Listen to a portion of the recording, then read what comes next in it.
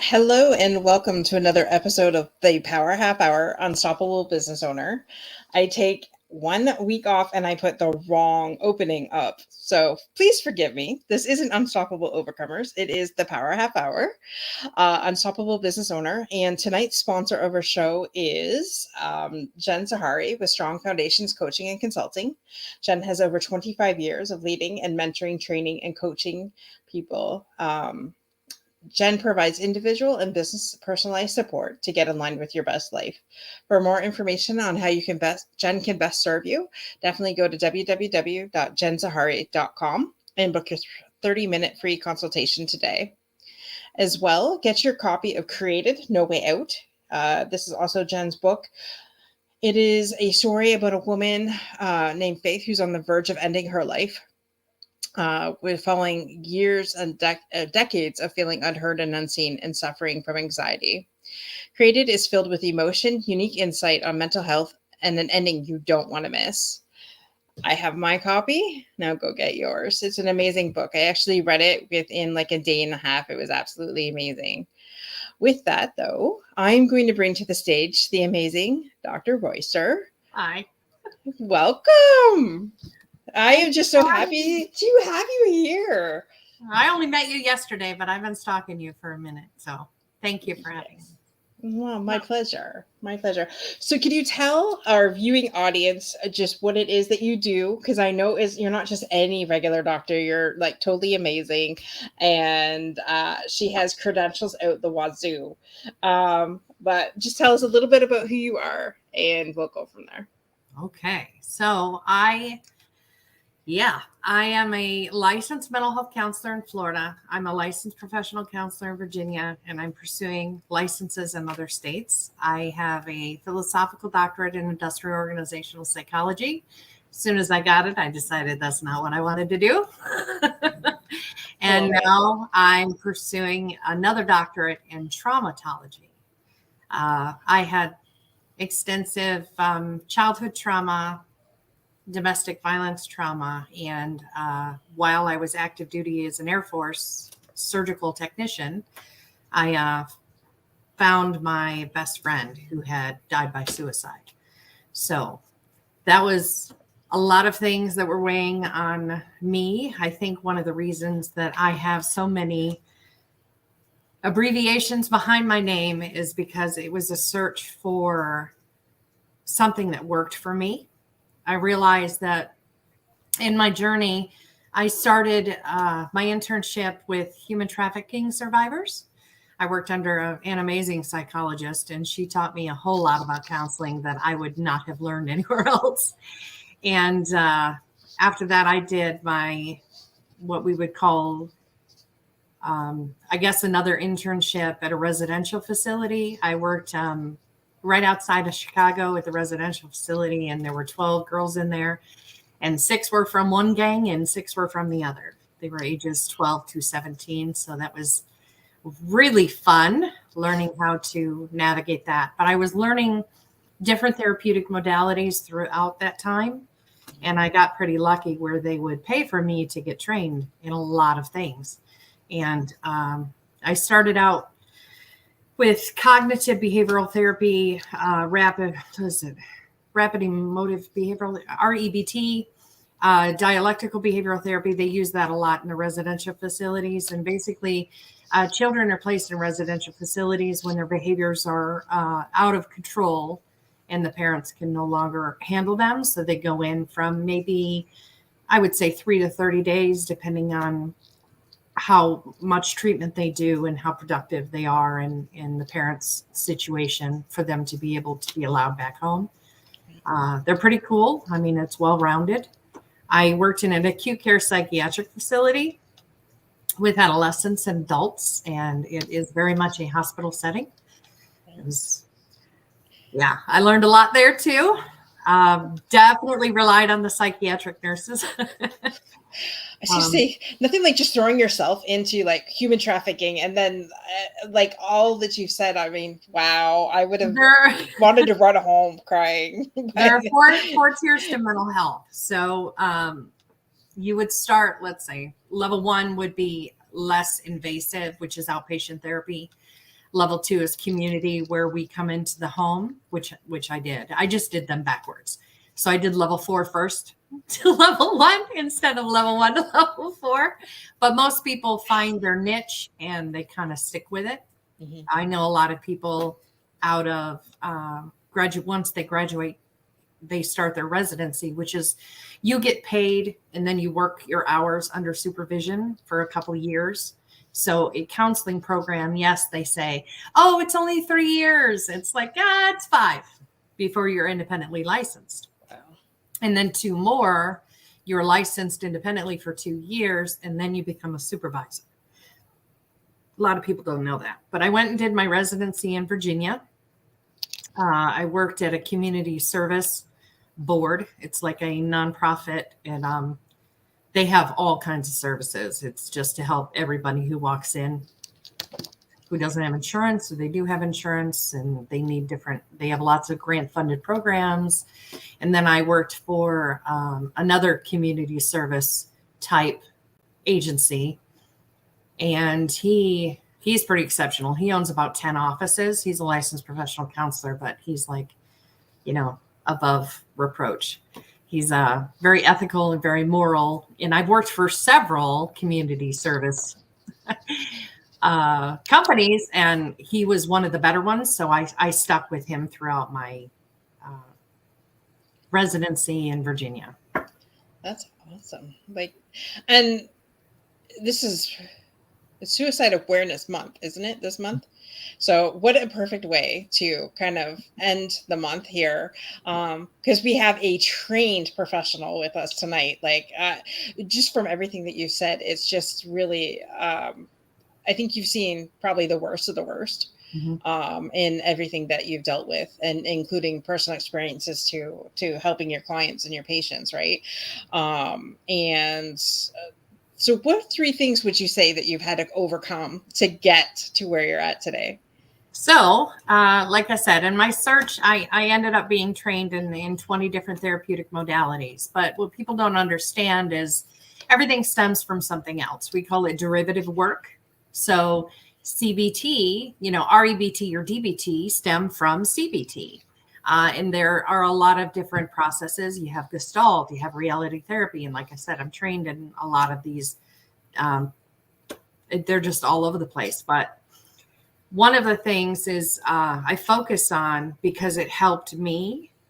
So a lot of therapists, when they join the profession, they kind of decide what type of therapist they want to be, what kind of clientele they want to work with, and what modalities are they resonate most with you. So I had a professor who was 100% Gestalt. Like that's all she wanted to work with. And then I had another professor who was more of Neurolinguistic Programming, and he came up with bilateral hypnosis, and he does all these, fancy David Copperfield type things. And it's pretty, it's very amazing. But I mean, he works with like 2-year-olds. And who would have thought 2-year-old could remember trauma, let alone, separate the depleting emotion from the event. So that's pretty amazing, right? Yeah. And then, I had a friend who I graduated with, and I'll get to my 3 things that overcome in a second. But I graduated with a friend of mine, and he dragged me all over the country trying to help me. He's like, you messed up. Let's do this. Let's do this. And he did a lot of research. I got certified in hypnotherapy. I got certified in a lot of NLP, different modalities. And, I've even developed some of my own to help the individuals. But I want to say the first thing that I overcame would probably be anxiety. I had debilitating anxiety. I would have panic attacks. I would not be able to function. Mm-hmm. And I didn't have any tools to help me. So I was working pretty diligently once, the computer, I'm not going to age myself, but once I got a computer, I started researching some things and learning what tools I needed. And a lot of those professors were pivotal in me learning to de-escalate myself in those situations. A lot of that had to do with the abuse that I suffered and the reaction that I thought you might have. Not necessarily, it wasn't really reality. It was my perception. So when I started establishing boundaries, I realized that a lot of people were respectable and they respected my boundaries. And I would say, no, I don't think that's something I'm going to do. And they're like, okay. I didn't know how to handle that. That was very challenging for me. Another thing was sleep. I slept about every other day. I would sleep till I crashed. I worked nights a lot at the psych ward because it wasn't an issue. I just worked nights because I knew I wasn't going to sleep. So I just, might as well profit off of it, right? So exactly. That's how, and the other reason I think I worked every other night is for the simple fact is about 5 p.m. on that day, I would pass out and I'd be asleep till the morning. Let's see, what else did I overcome? Probably people pleasing. I still have a tendency to do that, but I also gauge whether or not it's most beneficial to everyone involved and it's not going to hinder me. And I don't mean that in a selfish way, but I don't want to go against my ethical or moral guidelines. Right. So sometimes I have this urge to go, do I really want to do it? I don't know. So I have to weigh the pros and cons sometimes. I think, well, as a certified past people pleaser, I get it, like seriously, I could write another book about it. But when it's powerful, isn't it? I was baptized 9 times because I didn't know how to say no. Well, and the thing of it, okay, it was not that bad. You win the award, doctor. You win the award.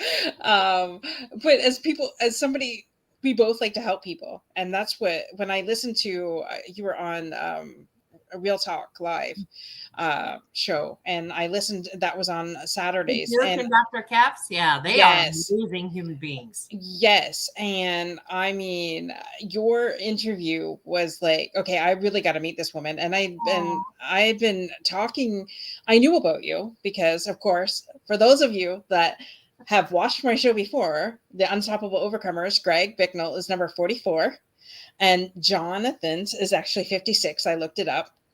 And so Dr. Royster works with both of those gentlemen. And coincidence, so do I. And because I work with both men and I've heard so much good things, I'm like, damn, I really, really gotta meet you. And what you provide for your clients, like I'm going to have to spend 30 days in Florida and really get the treatment that you have, that your services offer. Because it's funny when you said, who knew that your 3-year-old child could remember a trauma? And it's funny because I've done 10 years of healing from the traumas that I suffered from an emotional abusive relationship.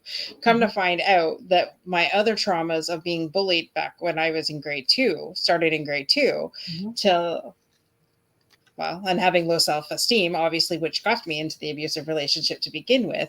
And I've done 10 years of healing. And I always say, healing is like an onion. You peel layer after layer. Well, I'm also working with friend of mine, Dr. Christy, who is a holistic chiropractor, and she does energy work and different modalities as well. So what came up for the last 2 months was, I hate being questioned because my 4-year-old was questioned not only by my grandmother, but my mother, by the police officer, and by a doctor, because somehow my brother got thrown out of a car and at 2, and I have everybody question me because I was in the back seat. So I didn't know that trauma is what has triggered 45 years worth of shit. Well, Dr. Caps will talk about that too when you have him on. He will talk about the developmental traumas that we suffer from the ages of 0 to 3. And I focus on the ones from 4 to 7, because when you're mimicking emotions and things like that, from 4 to 7, you record them from other people and yourself, and then you replay them. So that's what I spoke about on the other podcast. But it's interesting that you brought up that holistic chiropractor. So I guess I want to get into my work. Yes. That's what you're here for. It's a lot. But I love it. I love it. And a lot of people think, you know, most people are like, you have one job, it's 40 hours a week, and that's a lot, right? But I do 2 hours a week here, 3 hours a week there. So it sounds overwhelming because I'm doing so many different things in so many places, but it's only a few hours a week. So I kind of wanted to put that out there first. So Dr. Constantinides is a holistic chiropractor in, I think it's called Applied Health, and it's in Virginia Beach. I go up there once a month, and she has contracted me to work with some of her clients because she understands the body keeps the score. And they go so far in their, you know, manipulation of the bones and all of it. I don't know what she does. She's amazing. But when she does that, it's still, there's some other things like she can't get them to where they need to be without alleviating that traumatic event. So then she brings me in once a month. I schedule a whole bunch of people, and it's pretty amazing. So the 30-day program that you were talking about, I do at the Undersea Oxygen Clinic. And what I do, there's 7 doctors. Some of them are physicians. Some of them are specialists in their field. So Dr. Dutouri, he owns the Undersea Oxygen Clinic in Tampa, Florida.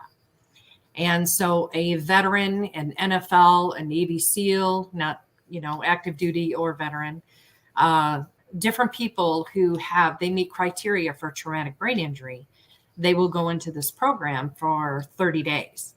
And it's a whole person wellness, right? Mm-hmm. So what he does is he puts them in the hyperbaric twice a day. They have exercise, they have nutrition, they do cognitive behavioral therapy, they do my trauma process trip if they need to. They do SCT, which is like massaging the occipital lobe, and then they, for whatever reason, start crying or letting emotions out. I don't know how it works, but it's amazing. It's magical. And they do massage therapy. They do physical therapy. They do life coaching, which is interesting because he is an emergency room doctor, but he does life coaching, right? It's very cool. So at the end of next week, and Dr. Livia, who is a physical therapist, she does so many different things. You need to get her on the show. She is a rock star and a half. But Doctor, I will connect you to the world. Trust me. Connect me.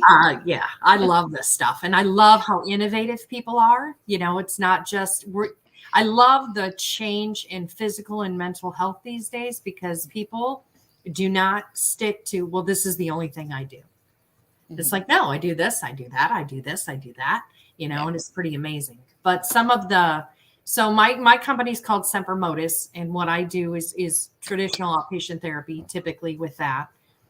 Some of these other organizations are all nonprofit.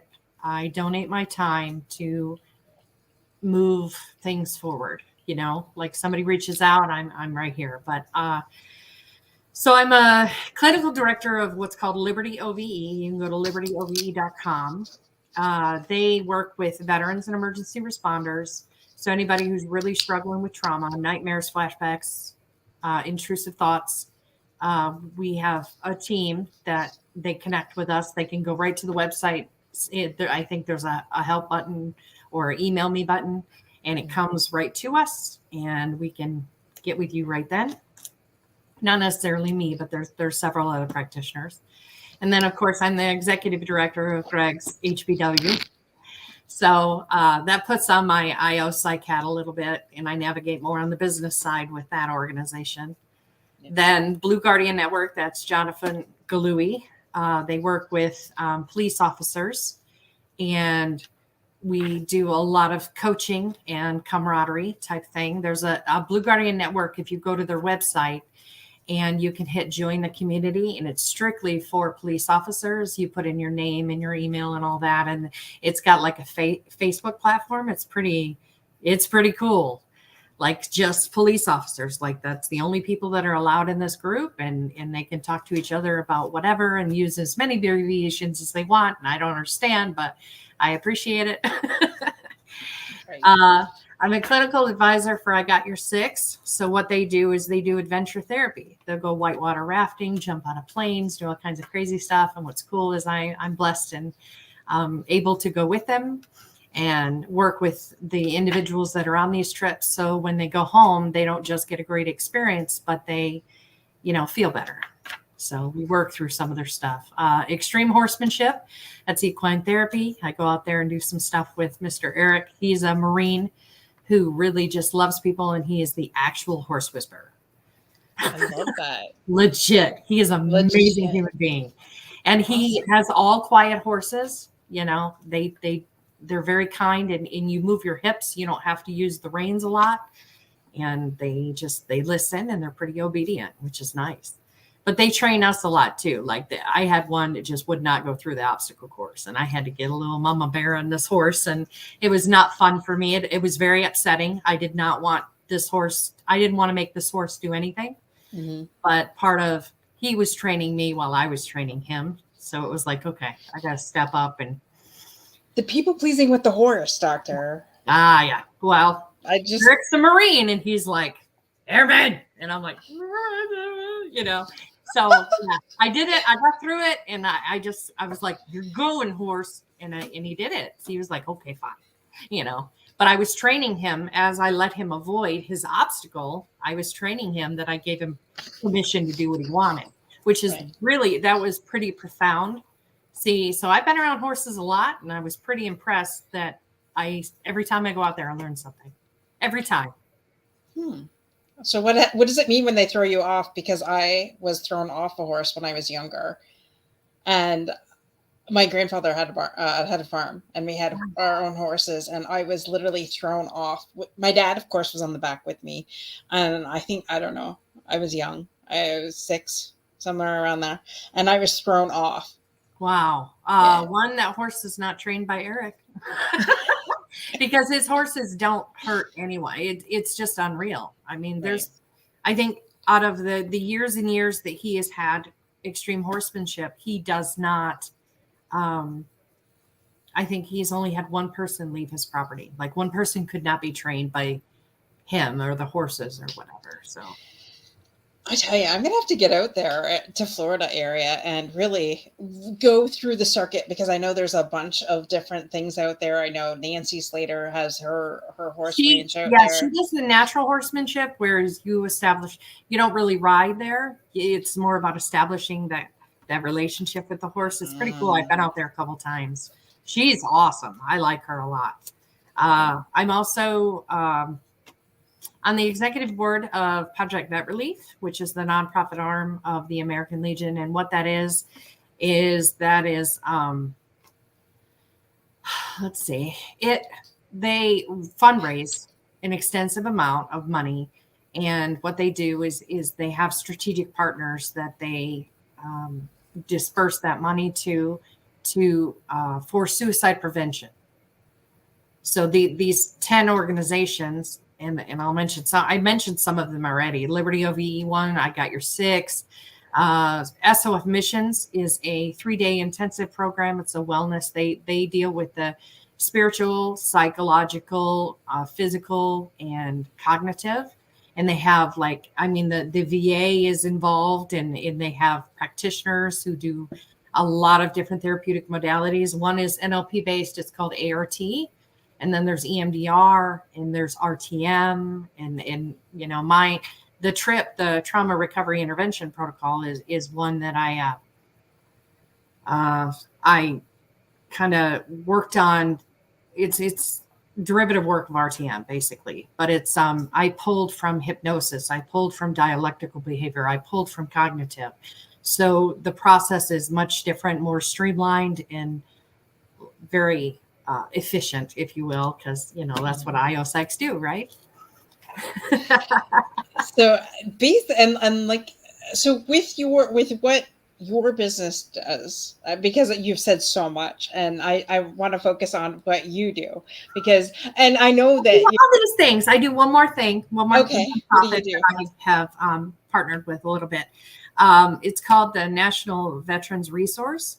And what she does is she has an RV and she goes all over the country, and her name is Michelle, and she is amazing. And you need to have her on the podcast too. I will just connect you to everybody. Just connect me. I will. And what I do is she works more with mothers of veteran suicide, and she has connected me to about 20 of them.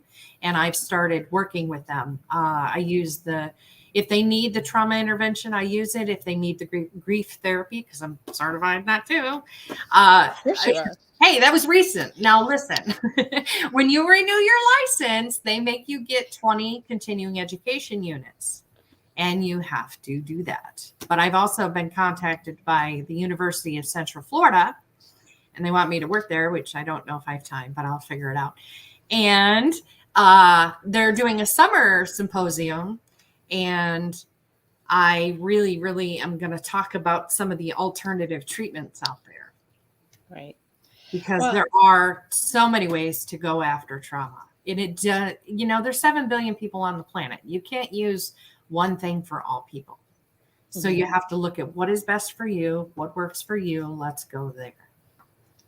One of the things that impressed me or is like, oh my God, I don't even know how it works, but I don't need to know how it works because I trust the people that do it. Where you said somebody who has PTSD or PT, you could take that. And so their trauma could be at a 10, but by the time you're done, their trauma is down to 0. Correct. And like with grief, I know you guys, it's systematically, you leave it at between a 1 and a 3 because, well, when you lose somebody, there is that sadness, right? So you take the grief down, leave a little bit so that we're still human. But what fascinated the hell out of me was that you take the trauma and you go from a 10 to a 0. So, and that is what your company does too, though, right? That was one of the things that you and your company do. Can you tell us a little bit about how that works? Sure. So anything neurolinguistic programming, the thing about trauma is a lot of people, they don't really understand that it's not psychological. So when this all came to be, post-traumatic stress disorder, polytrauma, complex. Hang on a second. I need a drink too. And no, this isn't beer, guys. I swear. I normally drink bubbly. I don't judge anybody. My viewing audience know I usually drink bubbly, but I tried something new today. So it's not regular beer. It's you're advertising. Look at that. Ooh. Yes. So yes, you can be an advertiser on the show. You can be sponsored from the show, Brew Doctor. Hey, I didn't even realize Dr. Brew Doctor. Hello. That's awesome. So I went to a training. It's like I said, neurolinguistic programming is a neurological disconnect. So what happens in the brain is we have figured out that you can disconnect the negative emotions from the events just as fast as they happen. But when you're in the feelings and you're sitting in that, it doesn't desensitize you. It makes it worse. I mean, if you're sitting in really hot water, do you think you're going to sit in there for a long time? Mm-mm. No, right? Mm-mm. You want to get out. So the smart people would, yes. Right. But there are, like I said, NLP has a branch of evidence-based protocols that are sitting underneath it. And I'm doing my own protocol for traumatic events. Let's see. So the reconsolidation of traumatic memories is a dissociative process. Well, I gear more toward visual imagery than disassociation. So I had to figure out a way how not to make that happen, to keep the person in check instead of, rise up and float over here and thank yourself. Like, no offense to NLP, and I appreciate but it's all hypnotic language. So you want to use words to help the person transition from one section to the other. But mine takes about 20 minutes. It's very directive. It's 3 steps. It's 2 steps. And then I throw something in the middle. But I try and keep the person as far away from the traumatic event as possible. And then I reinforce, the positivity of their situation, whatever that may be. Right. So I just got really creative. I trained with RTM for a little while, and then I started working with clients. And as I worked with clients, I saw that it needed to be I saw that it really needed to be moved and transitioned with not only the times, but the people I was working with. So it had to have some fluidity. Right. But I noticed the consistency of dialectic behavior, behavior therapy.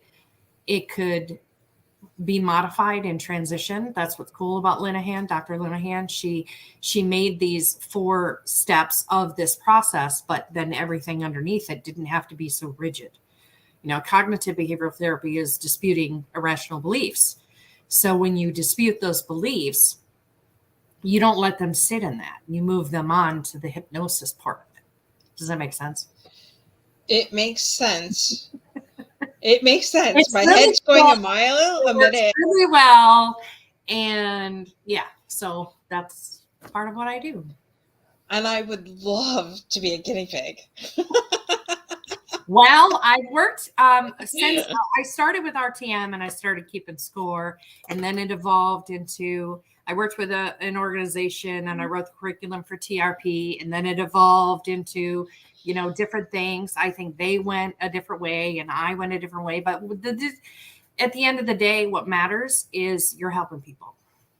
Well, that's it. And being a veteran yourself, and we both work for a veteran organization, the numbers, we say 22 veterans a day die 28. by suicide. I was just gonna say, you when you told me 28 on Saturday, I was like floored, because I mean, Dr. Capps has the numbers on that because he works for, the one that doesn't count, the National Guard. That's the right. National Guard. He's gonna kill me. I'm teasing. No, he was Army first. Like, he's totally military. Don't. Well, when I listened to that, and when he said he said, my wife's going to kill me, but I wanted to go back into active duty to help his men that are out there on the front lines. And I was just like, that I actually got goosebumps. I'm getting goosebumps right now. And I believe that, that's why I've had 3 people in my life die by suicide: the captain of my football team, my uncle, and the guy I was dating, his 15-year-old niece. So that's just in my, well, I mean, sure, there's been more, but I mean, that's the ones I can remember. Is anybody who takes their own life, they affect 50 people. Yeah. Each person. Yeah. But I will, what's interesting is Dr. Capps reflected on this in the podcast too, is he said anybody who attempted suicide and failed, they regret it. Look at Kevin Hines. He is a big motivational speaker, and he talks about how he jumped out the Golden Gate Bridge. I taught mental health first aid for 3 years, and he was one of the people in the video. We got to meet him and all that because it was a big old grant for SAMHSA at the time. Right. So when I did that, I got to meet him and talk to him, and I'm like, man, what was going through your head, dude? Right. Well, and as somebody who has thought life would have been better off without them, I mean, you in the moment, you don't think about anything else. You just think of how bad this shit really is, and you want to get out. Right. And that is, I mean, I've never gotten close, but I've thought, wouldn't it be something if I just wasn't here anymore? And so, and so you're saying you had ideation, but not a plan. Right. Exactly. Yeah. And they're done that. Yeah. And that's why I took the assist program, because it was, I've been through it. I know what it's like to be on the other side. You have no answers. Right. You have no answers. But that's the thing. When people are that desperate and they're under so much stress, they neglect. It's like there's lifelines everywhere. Mm-hmm. Just take a second, reach out, call somebody, check in, because it doesn't matter who's on the end of that phone call. We care. Mm-hmm. And the last thing we want to do is pull you out of that car. Mm-hmm. Because I did that, and that sucks. Or just get to you in time as you take your handful of pills, and you just are spared by seconds. Yeah, I've had to reach my hands down somebody's throat who swallowed a bottle of Xanax, and it is not a fun experience. It's what actually sent me in the military. Yeah. Because I was done. I had to run away, And what a place to run away to. I mean, that's what we do, though. You know, a lot of people who like have not so great.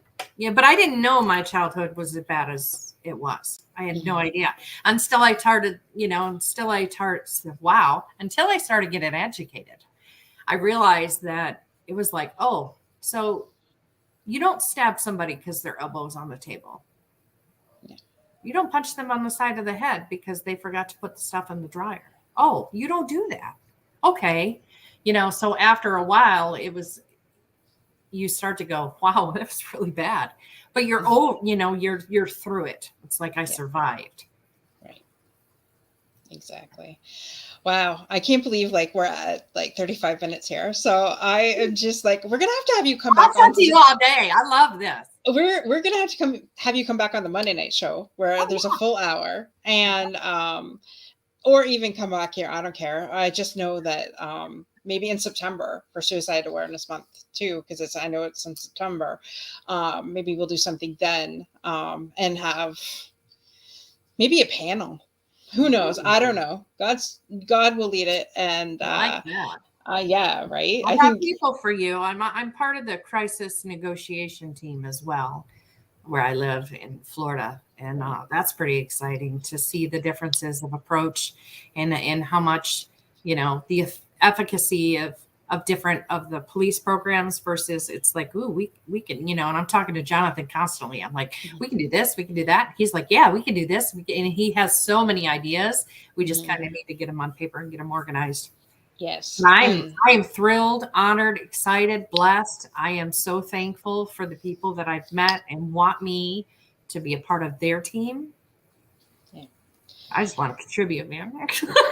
Well, and I totally get it. That's why I'm just like, okay, well, what can I do for this person? What can I do for this person? And that's basically what this is all about. And within reason, we might need to talk about boundaries, right? Well, there's that too. And I'm getting better at boundaries, and I'm getting better at people pleasing, and I'm getting more sleep. So hey, I'm balancing myself out here so I can help more people. And that's what it's all about. When I heard 28 a day, I was just okay, we've got to do more.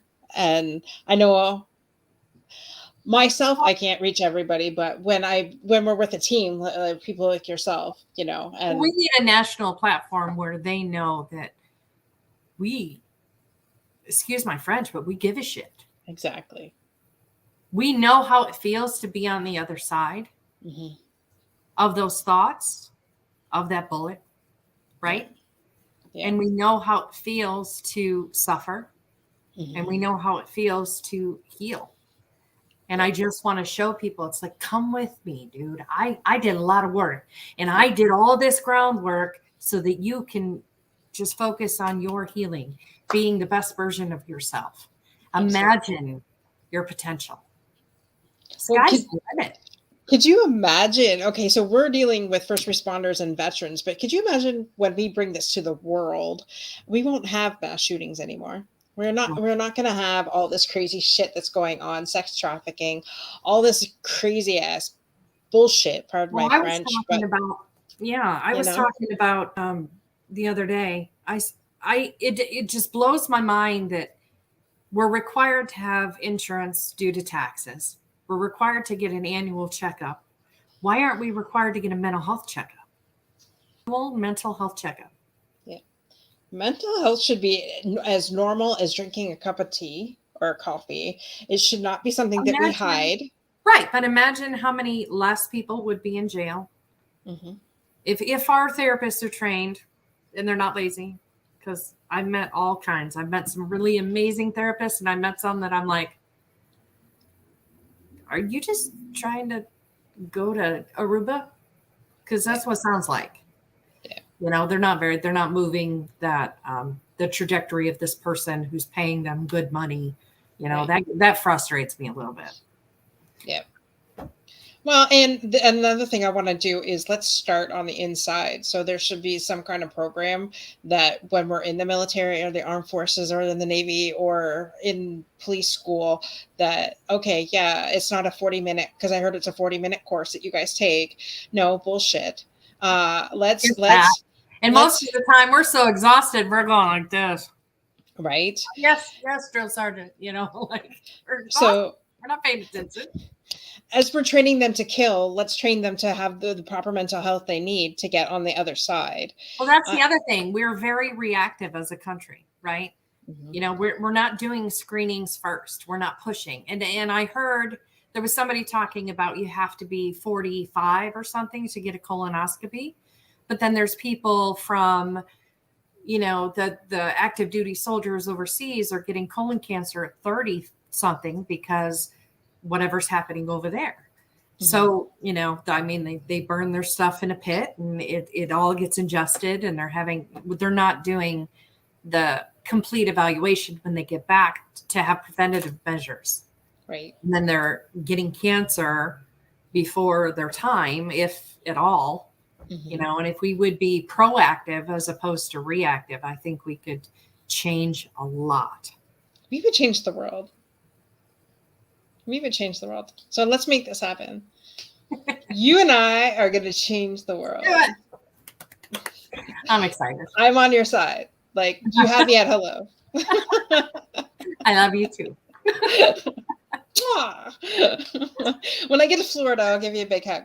Yes, absolutely. Yeah, I met Kimberly. She's pretty exceptional human being. I love her to pieces. She is definitely a force to be reckoned with. And then Molly, she is like the sweetest human on the planet. She is adorable. Her and I are very good friends. I love her to death. And by the way, Molly, if you're watching, I'm going to get my sunglasses soon. She has my shades, man, and you can't not have them in Florida. That's right. Exactly. I haven't met Molly in person yet. She was just on the second half of the show. She's got a pretty exceptional story too. Well, I need to get her on. Mm-hmm. Yes, we need to get her on, and I have it that Kimberly's working on that. So. Sure. Yes, for sure.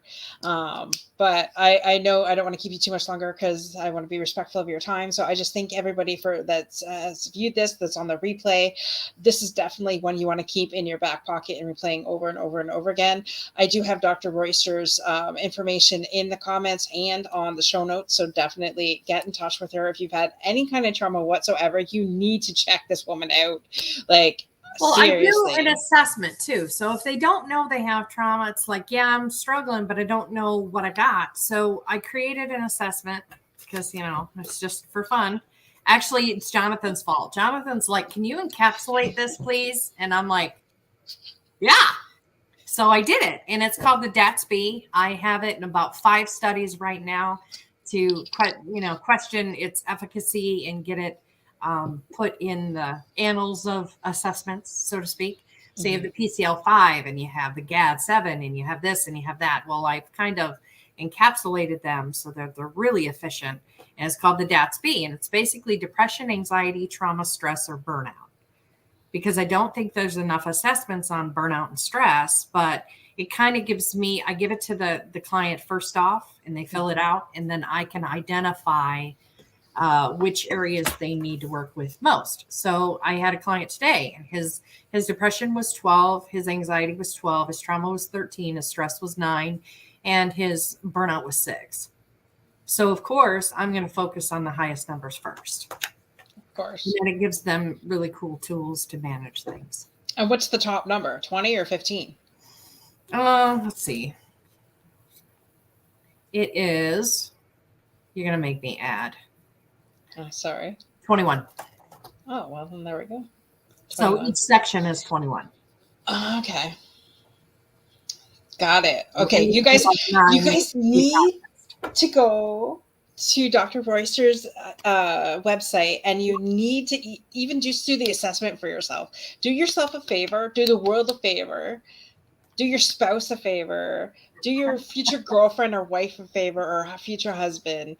Get your shit together, because the world needs us to get our shit together. Yes. And this isn't, I'm not saying this to belittle anybody, because trust me, I'm pointing all fingers at me first. I've done 10 years of healing, and there's definitely more to go. Because life, no matter what. I waited 40 years to fix my shit. So, hey, but I didn't know what was wrong until somebody goes, you're messed up. And I went, thanks. You agree. Awesome. Love it. But I mean, it changed my life. I got to thank it. Yeah, exactly. Exactly. So yes, It's also his fault I do all this stuff too. So, I thank it for that. Something tells me you do it for fun too. Like something tells me that in your downtime is this is what you do because you love it so much and it relaxes you to a point, and that's why you have so many letters behind your name, because it's something that I take trainings and I crochet. That's what I do in my downtime. It's very therapeutic though. So my mom crochets too. So that's awesome. Yeah, I take big pictures of things like different organizations, and you'll see. I'll show you because I'm doing one for Jonathan here shortly, and I'm finishing up Libertyoves, and it's like a queen size blanket. And if you're on my Facebook page, it's under Dr. J Royster, and you can look at all my. I have a business. It's called Nellie's Creative Creations, and I make blankets for different people, organizations, different things. It's pretty cool because they lay it on their tables and it's nicely formatted on the bottom, and they set all their stuff on top, and it's pretty cool. Awesome. I was trying to look for you on Facebook, but I couldn't find you. I got you on LinkedIn, but I'll have to continue to look. Yes, it's Dr. J, and then Royster. Perfect. It's the same.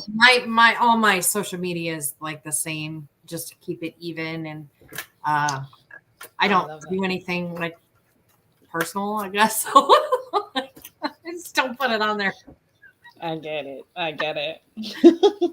Well, thank you so much. So much for coming on. I had a good time. I know. We're going to have to do this again. Yeah, for sure. All right. With that, did you want to leave our guests with anything before we wrap this up? The thing is, I want to, I think people, I'm also writing a couple books, so of course you are. But I've done a couple chapters in one of my books, and it's Change Your Language, Change Your Life. And I think the way that we communicate with ourselves and the way we communicate with others is very self-deprecating. I think that we are so critical of ourselves, and I think we need to give ourselves grace and forgiveness. And we need to realize that how you see you is not how others see you. And they see you in a much more positive light than you see yourself. Mm-hmm. And I think the way we speak to each other, when we talk down to ourselves and we talk down to about ourselves, I think it paints a picture for the person that you're speaking to. And that's not the picture you want to portray, Exactly. Yeah. And I think the big thing is how we speak to each other when we are getting over emotional, when someone triggers a reaction. I think we need to take a minute, take a big deep breath, or perhaps 30 before you approach a certain subject. I think communication is fundamental, and I don't think we use it. I don't think we use it well enough, and I don't think we explain ourselves enough. I think if we show each other the vulnerability and we talk that I work with the NFL team player at the Undersea accident clinic. And what's funny is I worked on all this trauma. He had a TBI, like he did all the work. And at the end, he became, I think he became a head coach. And before, he didn't know what he was going to do. And his marriage was falling apart. He was really struggling. And I taught him I feel statements. And then I asked him for a testimonial because he's just an absolutely beautiful human being. And his I feel statement saved his marriage. And I'm like, what? That's simple. And he's like, me being able to explain without her getting defensive allowed us an opening to communicate honestly. Right. And we got to a lot of the issues and we saved our marriage. And I was like, dude, that's cool. What do you say to that? Like that's just humbling. It's exactly. Like, oh, well, that's awesome. I learned that, in my 12th class with, Dr. Dickens, like, yay me, and she was one of the most phenomenal. She's at Liberty University now, but she was pivotal in my healing process, in my, clinical mental health journey. Like, her and I are pretty good friends now. Like, she is a superstar. And as far as, and she worked for military family, and her son just went in the Marine Corps last week. Her husband's a fireman.